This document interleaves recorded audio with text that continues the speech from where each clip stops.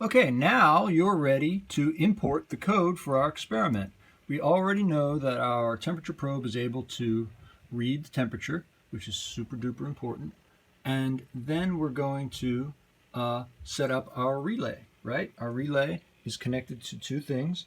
It has a pump, which is in the always on slot, and it has a heater, which is in the normally off slot plug here. And the heater is sitting in the tank, and the pump is sitting in the tank, and the temperature probe is in the tank, and the heater is turned all the way up, but you can see that it's not on. So first thing we're going to do is we're going to delete our temperature sensor here because we don't need it anymore.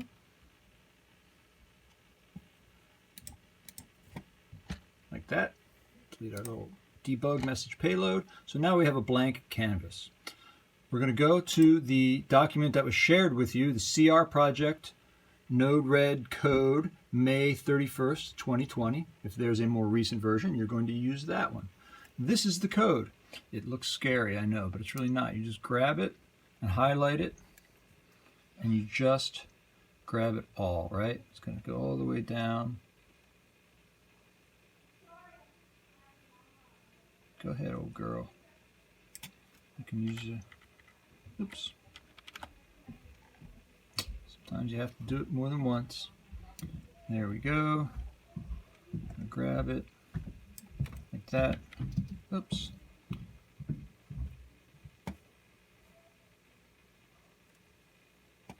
Try again. Come on. Oh, I know what it is. I have to hold down the shift key. There it is. There. I can just keep going. All the way down.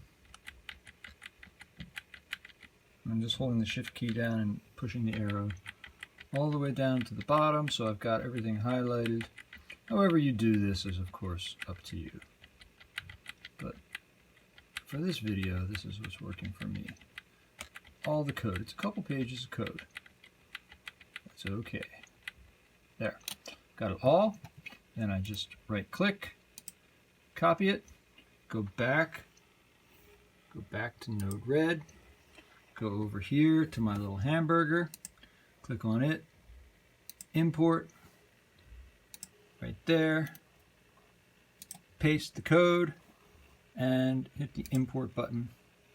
Et voila! And now I've sort of got it up in the air, right? I kind of still have to place it, so I'll just place it right here. Click, and I'm done, and I'm ready to go. I can deploy my code. There it is.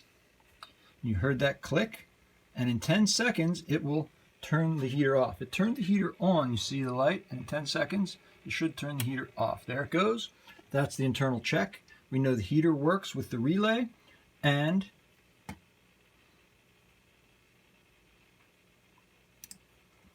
we can check the sensor and make sure the sensor works.